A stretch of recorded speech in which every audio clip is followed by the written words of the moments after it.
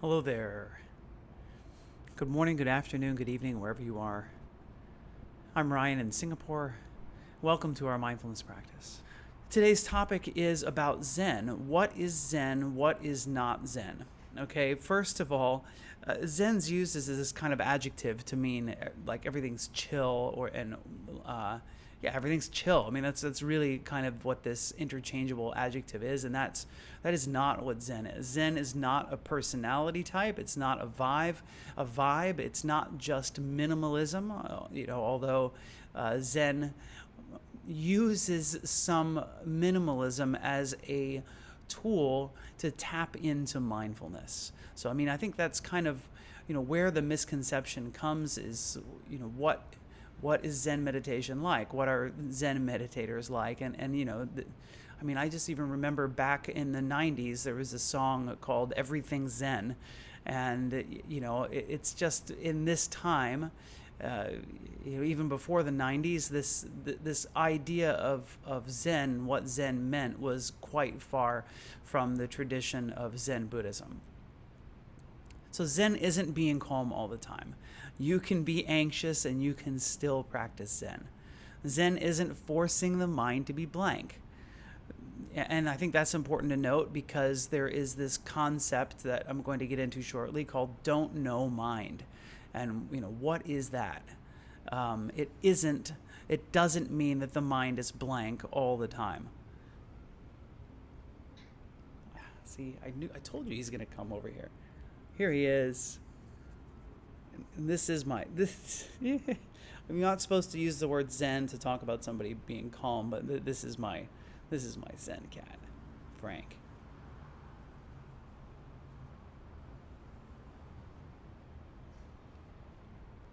No, the new kitty. The new kitty is still, he's still kind of in isolation because, there's still some potential for conflict. So he'll be around as this go. Is it a part of any religion? Says Minucha. Yes, it is. Zen is a part. It is a type of Buddhism. To frame it in, let's frame it in terms of Christianity, something that you may be more familiar with. It might be the difference between. Thanks, Jen. Thanks, Jean, for your donation. It might be like the difference between Catholicism and Baptists, right? Like that. That's it. Is that it is. Zen compared to like Chinese Buddhism or Thai Buddhism. There are different sects, and so there are different beliefs, and even Korean Zen and Japanese Zen have differences, right? And so the idea that what I'm trying to do is lay it out in a secular perspective so that we can see like what Zen has to do with mindfulness without having to attach ourselves to any religion. A lot of, I would say religions all have something good that we can pull from them. They're like, if you look at what's happened in Myanmar, like Buddhism, Buddhism as a religion isn't all positive. Like that's certainly something that's dark and scary that's happened, and it's just kind of how humans can use religion to create these imaginary in-groups and out-groups. So thanks, Alexa, for your donation. So I guess I just want to kind of say that as well. So what's Zen's core move is about experience. Zen is about experiencing life and recognizing when we are in the commentary mode, talking about I, me, and mine in our minds, instead of experiencing things directly. And that really is the core principle of it. And I think last time I talked about differences between Western and Eastern religions, and that's kind of an important context to understand these things in as well, especially if you're a Westerner. So I have that recording. The recording's already been published in case, on that external website, in case you want to listen to that a bit more. So we may say to ourselves, why am I like this? Zen may ask the question, what does this feel like in my body right now? Okay, that shift alone starts to create space. And that's kind of this one of these really core principles. So what is the don't know mind? And Angie, I'll look at your I'll look at the chat here in a bit. So Zen has a phrase that's only don't know. So what's that mean? In secular terms, it's practicing not being so certain about your immediate thoughts, right? And I think in Thai forest tradition, which is maybe something that I'm a bit more familiar with, that's the concept of impermanence, is that whatever's happening in the mind is temporary, that whatever is as true and as immediate as these thoughts feel. These thoughts are immediate, they can bring up strong emotions, and they can have this kind of sense of that this is so real, this is so true, this thing that's happening right now, these thoughts. And this kind of manifestation of transporting myself into the future, which might look like anxiety, or into the past, which often can take the form of depression. Instead of being in those mental states, it is being in the present moment experience and recognizing those. What does that feel like?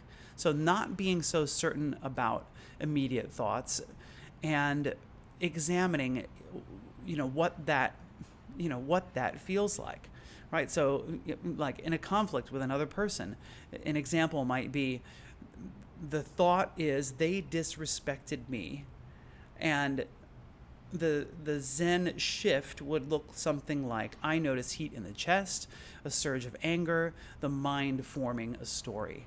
And this is kind of what the don't know mind is like. Instead of attaching to knowledge and thoughts, instead examining the present moment experience. So don't know mind doesn't mean ignorance. It means humility and openness to what's going on. So that's really what don't know means. So today we're going to do just a simple practice, similar to a lot of the practice that we've done, is just tuning in to present moment sensations. And maybe, what else is happening in the present? Maybe also observing sounds, other sensations. We have in Zen practice has the 6 sense doors, the eyes, ears, nose, mouth, body, and mind. These are how we experience the world, and how our minds want to get involved in all of that, right? That this isn't just that we don't tend to just experience, that we tend to want to put labels on everything. And that's really where, that is one of the, through Zen, causes of suffering. So Jean says, there's a channel called Moments of Zen and Moments of Calming Scenes. And, and that's,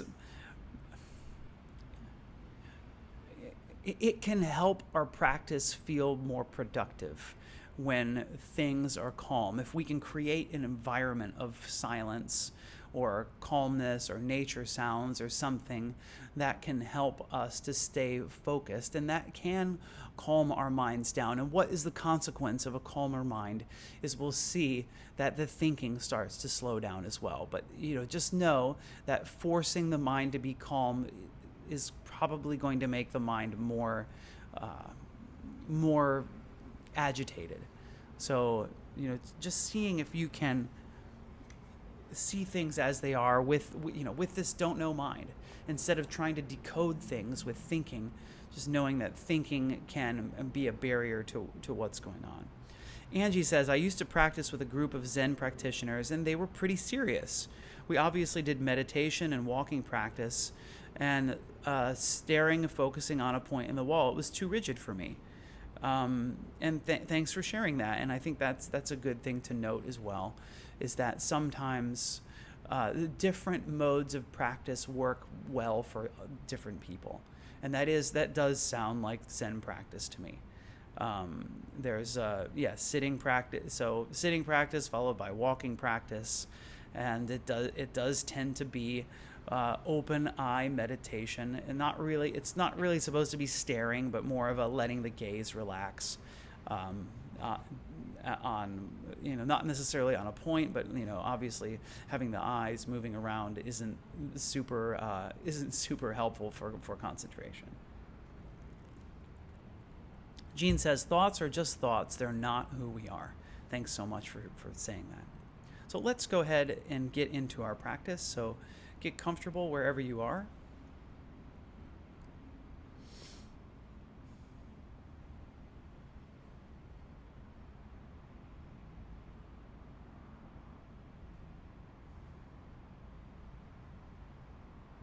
And just notice what it feels like to be here.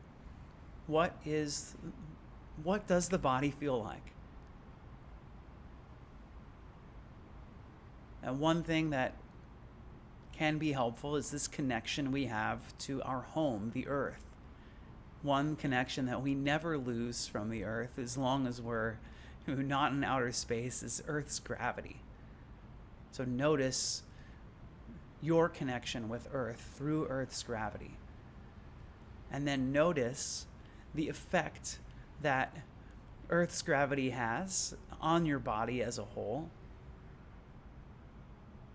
And then notice the contact points. Where does the body touch the surface that's supporting you?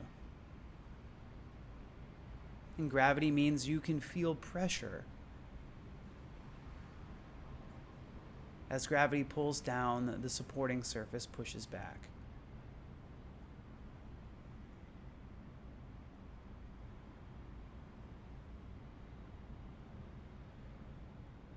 And now I'd like to invite you to shift your attention to the belly.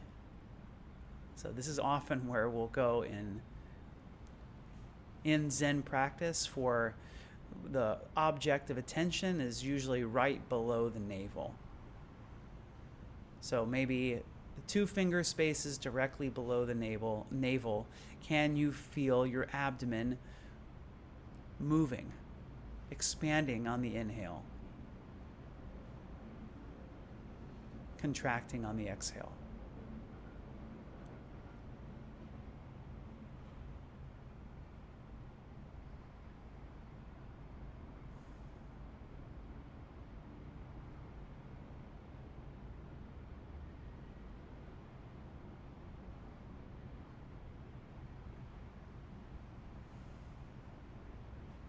So following the breath for a few minutes.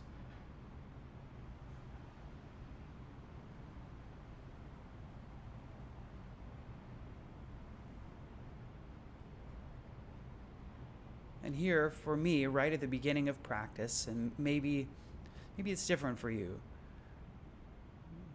but for me, I feel this kind of coming home.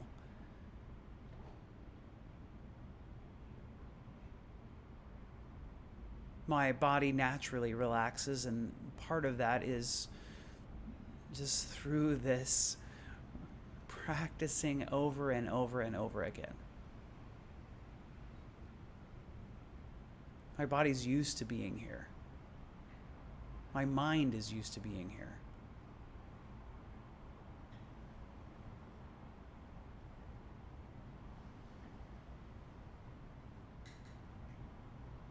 So if you find some agitation, maybe just trusting that over time, with more time practicing,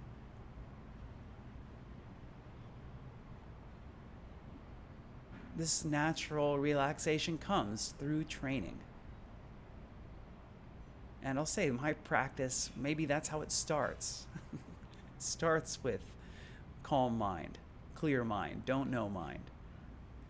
Over time, my mind craves that entertainment and it starts to wander.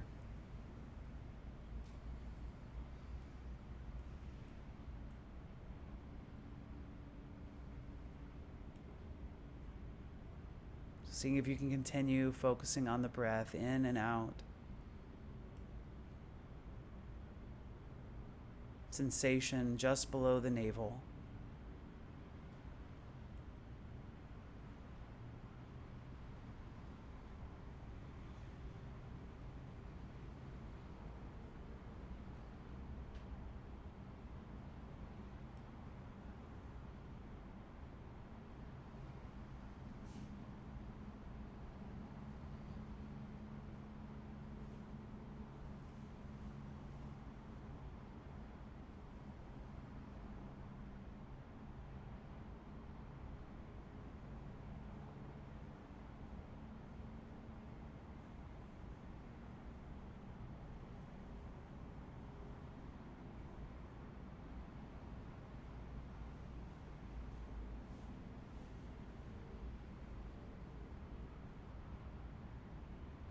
And then what else is happening in the present? Sounds. What do you hear? So you can, if you like, you can keep your attention on the breath if that's suitable for you, or you can also see what's happening in the soundscape. And again, see what's happening almost sounds like searching. Not searching for anything, just examining what it is that's landing on the ears. Just using that as present moment awareness.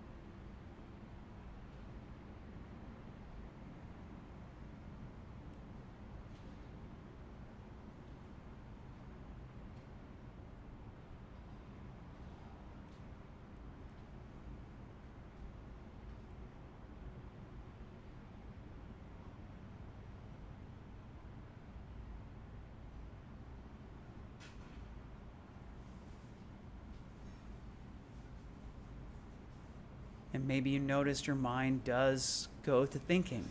There's commentary. If you notice that happening, see if you can come back to direct experience. That's the Zen style. Just come back to direct experience, the feeling of the breathing, the sounds that are going on right now. Let that anchor you in the present moment, back to our original nature, our non-thinking minds.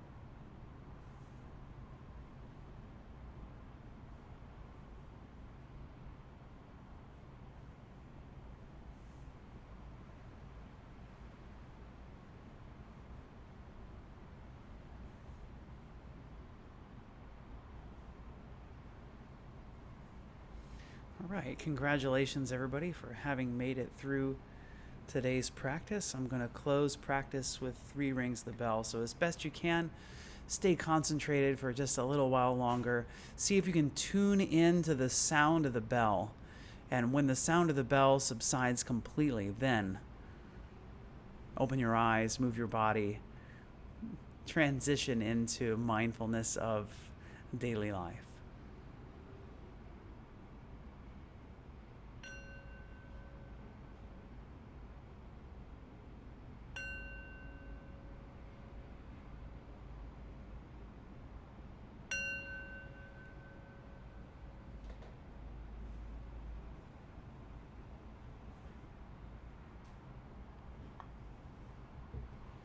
All right. Thanks for taking the time to practice with me today. Thanks for being here for each other. It's great to have this community. Any questions or comments? Just, I realized I put up the wrong card. I'm so used to putting up my Cultivating 9 Attitudes of Mindfulness card. Here's the follow me. If you haven't already, get notified for the future events, and that's what I'm doing. Is since I'm here until the 31st, doing my next 3 sessions are going to be about the holidays. So, how are the holidays affecting you? That's something that I just kind of feel like a lot of the Insight Timer teachers disappear over the holidays. So I think that's a good one to chat about. Jean says, before we begin, my distraction, what is it like to meditate in zero gravity? And so my answer to that is direct experience. I've never meditated in zero gravity, so I can't tell you what it's like, and I don't know any stories of anybody else who has either.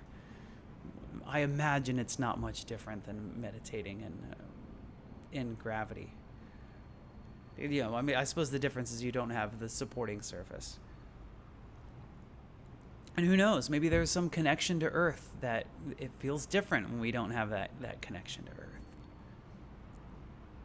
Rosamund says, there's a raging storm outside, so the sounds are spectacular. My empty wheelie bin was hurled violently against the window halfway through that. Oh my goodness. Unfortunately, my thinking switched straight on at that point. Yeah, of course.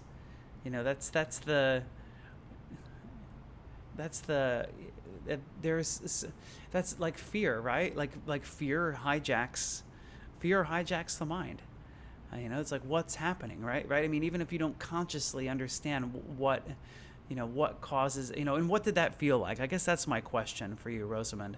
And my thinking switched on at that point. Not just the thinking. Were you able to notice what happened in your body? What did you feel? What did you notice? What was the sensation when that happened? Like, that's what the Zen practice is about, and I'd love to hear it if you have a chance to share with us. And I've got one more. My Zen cat is here. He probably doesn't want to be picked up. Thanks, Choke. Have a good night.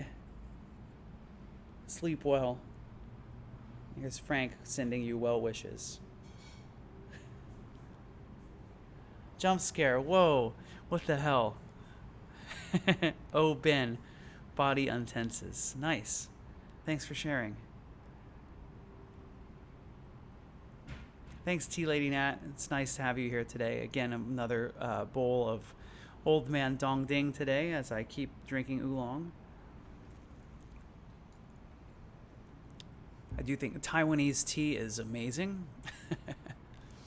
Like, they really know how to cultivate tea in Taiwan and process and all of that. All right, so next time the topic is the holiday rush. So that's something you might be familiar with, is that, because it's going to be it'll be the 23rd of December. For some of you, it'll be the 22nd of December. Maybe you haven't done all your Christmas shopping, or maybe just the holidays in general just make you feel this kind of rush that's going on. And I think a lot of people can relate to that. So that's the topic. And then I have a few subsequent topics lined up for the 25th, which could be the 24th for some of you, and on the 30th. So look out for those topics as we come, and I'm just hoping that you have a happy holidays. On Griefmas. Yeah, well, that's interesting too. How do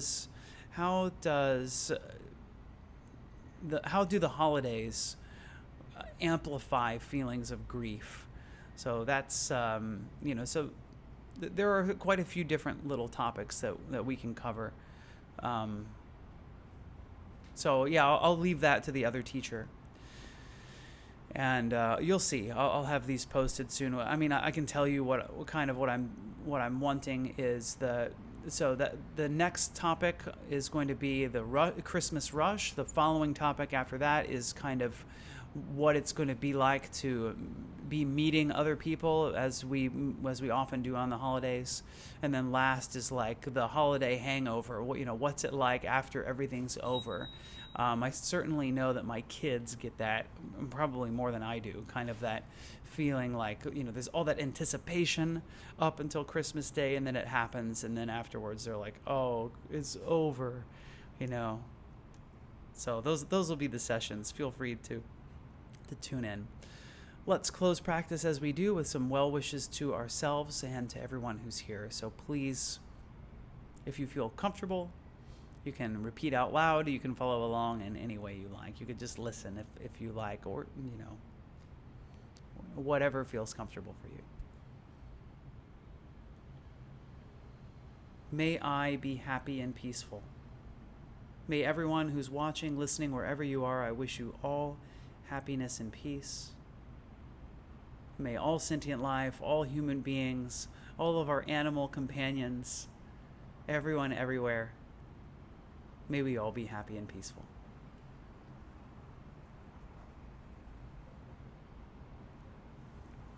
Thanks again. Take care. I'm sure Finn will be appearing in some of the next live events. He's going to be showing up at some point in his absolute crazy energy. So tune in for more cat cameos. Until then, bye-bye.